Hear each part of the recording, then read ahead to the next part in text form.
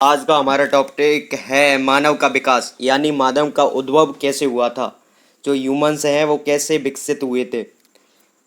तो देखते हैं, मोस्ट इम्पोर्टेंट टॉपिक है कंपटीशन एग्जाम के लिए, जनरल साइंस का ये टॉपिक आज स्टार्ट करते हैं। 6 नंबर टॉपिक है आधुनिक मानव का विकास। अफ्रीका महाद्वीप में हुआ था। अगर आपसे एक नंबर का क्वेश्चन पूछा जाता है कि आधुनिक मानव यानी मॉडर्न ह्यूमंस का विकास, डेवलपमेंट कौन से महाद्वीप के अंतर्गत हुआ था? अफ्रीका महाद्वीप में। कहाँ हुआ था? अफ्रीका महाद्वीप में। अब बात करते हैं अपन कपी की। कपी यानी एप्स, APES, एप्स। ये पूंछ रहित होते हैं, यानी इनमें पूंछ नहीं पाई जाती है और स्थल पर पाए जाते हैं। ज़्यादा बुद्धिजीवी होते हैं, इनकी बुद्धि अधिक होती है, मानव के निकट होते हैं, मतलब मानव जैसा व्यवहार प्रतीत करते हैं। मानव के निकट का मतलब मानव जैसे व्यवहार प्रदर्शित करते हैं। और सबसे बड़ा कपी कौन सा है? गोरिल्ला। कौन सा है? गोरिल्ला। सबसे बड़ा कपी गोरिल्ला। और सबसे छोटा कपी कौन सा है? गिब्बन। सबसे बड़ा तो हो गया गोरिल्ला और सबसे छोटा हो गया गिब्बन। अब अन्य कौन कौन से? चिंपैंजी और मोरंग। चिंपैंजी और मोरंग एक कपी के नाम हो गए, उदाहरण हो गए, एग्जाम्पल हो गए। अब अपन बात करते हैं कि सबसे पहले कौन आया था, कौन सा कपी आया था, उनके नाम दिए गए। जैसे धीरे धीरे विकास हुआ मानव का, मानव बना, तो किससे डायरेक्ट मानव बना? क्योंकि अब फ्यूचर में टैलेंटेड आ रहे हैं, कंप्यूटर जैसे दिमाग के आ रहे हैं, तो ये क्या कहाँ से शुरुआत हुई और कहाँ एंड हो रहा है, कहाँ तक चल रहा है? तो ये अपना मानव का विकास हो गया। तो सबसे पहले अपने जो कपी आए थे उनका नाम था ट्रायोपिथिकस। क्या नाम था? ट्रायोपिथिकस, जिसे क्या कहा जाता है? मानव व कपियों का पूर्वज। अब आपसे क्वेश्चन पूछ ले कि मानव व कपियों का पूर्वज क्या है, नाम बताइए, तो उसका नाम है ट्रायोपिथिकस। क्या नाम है? ट्रायोपिथिकस। अब उसके बाद सेकंड इनसे विकसित हुए, इनसे आगे चल के कौन विकसित हुए? रामापिथिकस। कौन विकसित हुए? रामापिथिकस, क्योंकि इनका डेवलपमेंट हुआ। अब रामापिथिकस हुए तो इनके जीवन काल में ये का है रामापिथिकस थे, वो कहाँ स्थित है? भारत की शिवालिंग पहाड़ियों में, हिमाचल प्रदेश में जो शिवालिंग की पहाड़ियाँ हैं वहाँ इनका ये पाए गए। जो भारत की शिवालिंग पहाड़ियाँ हैं वहाँ ये जो रामापिथिकस कपी हैं वो पाए गए थे। इसके बाद बात करते हैं कौन विकसित हुए। इनसे विकसित हुए ऑस्ट्रेलोपिथिकस। ऑस्ट्रेलोपिथिकस विकसित हुए। अब ऑस्ट्रेलोपिथिकस से होमो हिबिस्कस, होमो हिबिसिकस, ऑस्ट्रेलोपिथिकस से होमो हिबिसिस विकसित हुए। और यहाँ से ये होमो हिबिसिस थे, इन्होंने औजार बनाना प्रारंभ किया। यहाँ से औजार बनाना शुरू हो गया। जो ये आदि मानव थे उनका नाम था होमो हिबिसिस। जो कपी थे उनका नाम था होमो हिबिसिस। यहाँ से इन्होंने क्या औजार बनाना प्रारंभ किया था। इसके बाद जावा आए, उसके बाद पैकिंग आए। तो जावा की कपाल क्षमता 900 सीसी इनकी क्या है? कपाल क्षमता थी। हीमो इरेक्टस यानी सीधे खड़े, यानी ये धीरे धीरे, जैसे बंदर को जानते हैं, बंदर धीरे धीरे सीधा खड़ा होता गया। आग का प्रयोग कौन से आदि मानव करते थे? जावा और पैकिंग। जावा और पैकिंग वाले आदि मानव, आग का प्रयोग यहाँ से स्टार्ट हुआ था। सबसे पहले किसका स्टार्ट हुआ था? औजार बनाना, फिर हुआ आग का, पहले औजार बने थे। इसके बाद कौन आए थे? इनका डेवलपमेंट हुआ, पैकिंग का डेवलपमेंट हुआ। उसके बाद नेएंडरथल आए थे। इनकी क्षमता, जो कपाल क्षमता थी, 1300 टू 1400 सीसी, 1300 टू 1400 सीसी, आधुनिक मानव के बराबर। यानी ये क्या है? इनका जो परिवर्तन था, इनका जो क्या बोलते हैं अपन, इनका जो प्रदर्शन था, ये आधुनिक मानव के जैसे व्यवहार प्रदर्शित करते थे। कौन? नेएंडरथल। इसके बाद इनका डेवलपमेंट हुआ तो कोमेंगनन आए। और इनकी जो कपाल क्षमता थी 1650 सीसी, मैक्सिमम कपाल क्षमता केमेंगनन की थी। और आधुनिक मानव के सर्वाधिक निकट, यानी सर्वाधिक व्यवहार प्रदर्शित करने किया था क्रोमेंगनन। किसने? क्रोमेंगनन ने। इसके बाद इनका डेवलपमेंट हुआ, आगे आके मानव का विकास हुआ। मानव को साइंटिस्ट के अनुसार जो द्विनाम पद्धति है उसके अनुसार होमोसेपियंस नाम दिया गया। साइंटिफिक नेम है होमोसेपियंस मानव का। और ये बुद्धिजीवी आधुनिक मानव कहे जाते हैं। आधुनिक मानव का वैज्ञानिक नाम पूछ ले तो क्या हो गया? होमोसेपियंस। क्योंकि मानव के अलग अलग नाम होता है, जैसे राम, लक्ष्मण और भरत, शत्रुघ्न, और क्या नवजीवन, तो अलग अलग नाम है। ये क्या है कि एक नाम मानव का नाम दे दिया, होमो सेपियंस, ये साइंटिफिक नेम है। और इसके बाद बात करते हैं अपन विकास की। तो मानव का विकास कैसे हुआ, यानी जो क्रम वाइज हुआ है वो कैसे हुआ है, तो सतत हुआ है। सतत का मतलब क्रम वाइज, और धीमा हुआ है, धीरे धीरे धीरे धीरे धीरे धीरे मानव आधुनिक मानव बना। और अनुत्क्रमणीय प्रक्रिया है, जो विकास की प्रक्रिया है अनुत्क्रमणीय प्रक्रिया है। इसके बाद सामान्यतः विकास के कौन सा होता है, यानी सरल से जटिल बनना क्या होता है, सामान्य विकास। तो ये सामान्य विकास था आपके यहाँ। ये देखा मानव का विकास कैसा है, सामान्य विकास है, धीरे धीरे सरल अनुत्क्रमणीय। इसके बाद परजीवी के विकास होते हैं। जो परजीवी होते हैं उनके विकास कैसे होते हैं, जटिल से सरल की ओर, ताकि उनकी मूलभूत आवश्यकता पूरी हो सके, इसलिए ये जटिल से सरल की ओर बनते हैं। परजीवी के विकास होते हैं वो जटिल से सरल की ओर। इसके बाद विकासवाद का सिद्धांत आया था। अब ये विकासवाद का सिद्धांत सबसे पहले इंपॉर्टेंट टॉपिक है, किसने दिया था, तो ये दिया था आपके डार्विन नामक वैज्ञानिक ने। डार्विन नामक वैज्ञानिक ने, इसने विश्व की यात्रा की थी, किस जहाज के द्वारा की गई थी, बीगल जहाज के द्वारा। किस जहाज के द्वारा, जो डार्विन नामक वैज्ञानिक है उसने विश्व की यात्रा बीगल जहाज से की थी। और डार्विन ने जो जीव की उत्पत्ति, ओरिजिन ऑफ स्पीसीज, जीवों की उत्पत्ति, ये सिद्धांत कब दिया था, 1858 1859 ईस्वी में, 1859 ईस्वी में जीव की उत्पत्ति वाला सिद्धांत दिया था।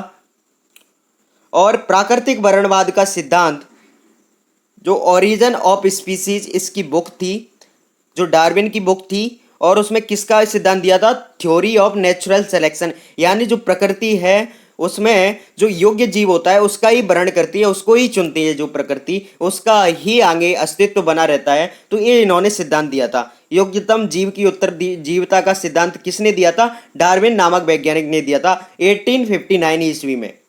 और इनकी पुस्तक थी ओरिजिन ऑफ स्पीसीज। कौन सी थी, ओरिजिन ऑफ स्पीसीज। और इस शब्द का नाम दिया, इस शब्द का नाम यानी योग्यतम जीव को इन्होंने क्या बोला था, स्पेंसर बोला था। क्या बोला था, स्पेंसर बोला था। यानी जो स्पेंसर है वो ही अपने जीवन का, अपनी इस जिंदगी में अस्तित्व बनाए रखेगा, यानी जी सकेगा, जीवन जी सकेगा। इसके बाद अपने दूसरे वैज्ञानिक आए विकासवाद के संबंध में, लेमार्क। कौन से आए, लेमार्क ने, और इनके साथ इन्होंने काम किया था ट्रेवेरिनस ने मिलकर बायोलॉजी शब्द दिया। यानी लेमार्क और ट्रेवेरिनस, इन दोनों ने मिलकर क्या शब्द दिया, बायोलॉजी। और बायोलॉजी का अर्थ होता है बायोस और लॉजिया। लॉजिया मतलब लाइफ, लोगास मतलब लाइफ। तो इसके बाद अंगों की उपयोगिता व अनुपयोगिता का सिद्धांत किसने दिया था, किसने प्रतिपादित किया था, लेमार्क नामक वैज्ञानिक ने। किसने प्रतिपादित किया था, लेमार्क नामक वैज्ञानिक ने। उपार्जित लक्षणों की वंशानुगति का सिद्धांत, ये भी कौन से साइंटिस्ट थे अपने, लेमार्क ने उपार्जित लक्षणों की इन्होंने बताया था कि जिराफ का उपयोग बताते हैं यहाँ, कि जैसे जिराफ की जो गर्दन लंबी थी, तो इन्होंने बताया था कि उन्होंने अपना जो गर्दन थी, जो बार बार उन्होंने प्रयोग किया था ऊंचाई तक देखने के लिए, तो इसलिए उनकी गर्दन बड़ी होगी। ये उन्होंने अपने प्रयोग की पुष्टि करने के लिए उदाहरण दिया था। तो इसके बाद जनन द्रव्य की निरंतरता का सिद्धांत, यानी जर्म प्लाज का सिद्धांत, ये किसने दिया था, बीजमैन द्वारा। ये विकास के लिए दिए गए कि विकास कैसे हुआ, मानव का विकास कैसे हुआ, क्या क्या किया मानव ने।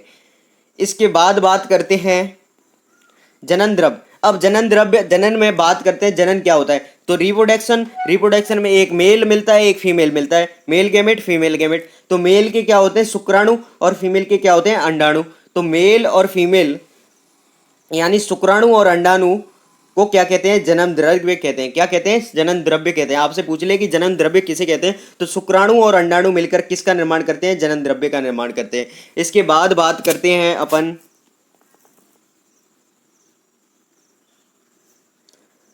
विकास के परिमाण, यानी सबूत कौन कौन से प्राप्त हैं। इन्होंने जो विकास हुआ है कैसे अनुमान लगाया कि हाँ ऐसी विकास हुआ है, यानी ऐसे ही विकास हुआ है, पहले ये आया, फिर ये आया, फिर ये आया, जो कपियों के नाम बताए हैं ना, तो बाद में सबसे आधुनिक मानव होमो सेपियंस आया। तो इनके जो सबूत ढूंढे गए थे वो कौन कौन से हैं, तो एक तो पहला सबूत है समजात अंग।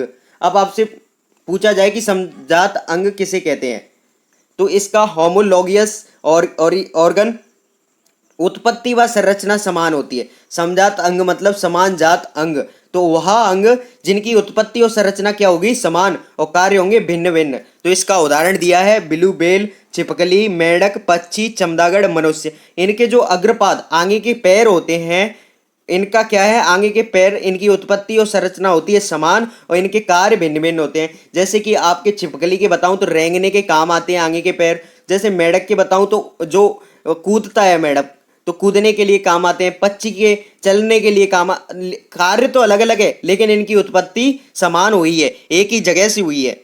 इसके बाद नोट में बात कर लेते हैं, ये वनिष्ठ पूर्व वंश तथा अपसारी विकास को प्रदर्शित करते हैं, अपसारी विकास को प्रदर्शित करते हैं। इसके बाद अपना जो दूसरा सबूत था, प्रमाण था, वो था समृद्धि अंग। समृद्धि अंग एनालोगोस, एनालोगोस। तो उत्पत्ति और संरचना क्या होती है, इनकी अलग अलग होती है। उत्पत्ति और संरचना क्या होगी, अलग अलग, और कार्य समान होंगे, कार्य समान होंगे। जैसे कि पक्षी, चमगादड़ और कीटों के पंख। ये पंख क्या है, उड़ने के काम आते हैं, तो कार्य तो एक समान होगा लेकिन इनकी उत्पत्ति और संरचना अलग अलग होगी। तो इसके बाद नोट में बताया गया है कि समृद्धि अंगों का पाया जाना, समृद्धि अंगों का पाया जाना अभिकारी विकास को प्रदर्शित करता है। कौन से विकार को, अभिकारी विकास को प्रदर्शित करता है। इसके बाद जो अपना थर्ड परिमाण था वो था अविशेषी अंग। इसका अपन पहले बता चुके हैं, डिस्क्रिप्शन में लिंक दे देंगे। और इसके बाद अपना जो चौथा प्रमाण था वो था पूर्वजता। पूर्वजता, अब पूर्वजता किसे कहते हैं, एक नंबर की परिभाषा पूछ लेते हैं। तो अवशेषी अंगों का पुनः सक्रिय होना, अवशेषी अंग थे मानव के अंदर, उनका पुनः सक्रिय होना, फिर विलुप्त होने का पुनः प्रकट होना, या फिर से विलुप्त हुए अंगों का पुनः प्रकट होना पूर्वजता कहलाता है। क्या कहलाता है, पूर्वजता कहलाता है। जैसे कि नवजात शिशु के पूंछ निकलना, जैसे छोटे छोटे बच्चे होते हैं उन्हें पूंछ दिखाई देती है, कमर पे देखना पीछे की साइड पूंछ दिखाई देती है, छोटे छोटे बच्चे होते हैं। शरीर पर अत्यधिक बालों का पाया जाना, ये क्या है कि पिछले जो आदिमानव थे उनके शरीर पर अत्यधिक बाल पाए जाते थे, लेकिन कुछ अब भी जो क्या है विलुप्त हो चुके बाल, फिर भी कुछ लोगों के अत्यधिक बाल मिलते हैं। तो ये क्या है, पुपूर्वता हो गई। क्या हो गई, पुपूर्वता हो गई। बाह्य कानों का हिलना डुलना, कई लोगों के जो बाहर के कान होते हैं वो अपने हिला लेते हैं, हिलना डुलना, ये क्या है, पुपूर्वजा हो गई। तो इसका आपको समझ में आ गया होगा, आई होप। इसके बाद नेक्स्ट बात करते हैं योजक कड़ियाँ। योजक कड़ियाँ तो वायरस, युगलिना और आर्कियोप्टेरिक्स, ये वेरी वेरी इंपॉर्टेंट है। आर्कियोप्टेरिक्स तो सजीव व निर्जीव के बीच की योजक कड़ी कौन सी है, सजीव व निर्जीव की योजक कड़ी है वायरस, विषाणु। वायरस हो गई, सजीव व निर्जीव के बीच की योजक कड़ी कौन सी हो गई, वायरस। और इसके बाद युगलिना, युगलिना पादप और जंतु के बीच की क्या हो गई, योजक कड़ी, पादप और जंतु के बीच की योजक कड़ी। और आर्कियोप्टेरिक्स पक्षी व सरीसृप, पक्षी को अपन एविज बोलते हैं और सरीसृप को अपन रेप्टिलिया बोलते हैं। रेप्टिलिया यानी रेंगने वाले, इनमें क्या है, कौन आते हैं, कीड़े आते हैं। जो सर्प होते हैं वो क्या है, सरीसृप के अंदर आते हैं, रेंगने वाले के बीच की योजक कड़ी क्या हो गई, आर्कियोप्टेरिक्स। ठीक है, ये हमारे क्या है कि सबूत हो गए, परिमाण हो गए। अब यहाँ आपका मानव का विकास, ये कंपटीशन है एग्जाम के लिए, यहीं से क्वेश्चन पूछे जाएंगे, यहाँ से बाहर कोई क्वेश्चन नहीं जाएगा। मानव विकास के अंतर्गत से मानव का डेवलपमेंट, अगर इसकी विस्तृत जानकारी लेनी है कि मानव का विकास कैसे हुआ, कहाँ से हुआ और कैसे हम सर्वप्रथम क्या हुआ इस ब्रह्मांड के अंतर्गत, सबसे पहले क्या आया, ब्रह्मांड आए थे, उसके बाद सागर महासागर, उसके बाद छोटे छोटे एक कोशिकीय बने थे। तो वो सारी अपन वीडियो अलग से बनाएंगे क्योंकि ये कंपटीशन के लिए वेरी वेरी इंपॉर्टेंट है। समय की बचत है आपके लिए, आपका एग्जाम नज़दीक है, सारे कंपटीशन के एग्जाम। तो थैंक यू सो मच। और भी कोई समस्या हो तो कमेंट में हमारे से आप पूछ सकते हैं। और इसकी नोट्स की PDF चाहिए तो नीचे दिए गए सोशल मीडिया के लिंक है, वहाँ मिल जाएगी, टेलीग्राम लिंक है। Thank you so much watching for this video. मिलते हैं नेक्स्ट वीडियो के साथ। Like, comment, share and subscribe my YouTube channel.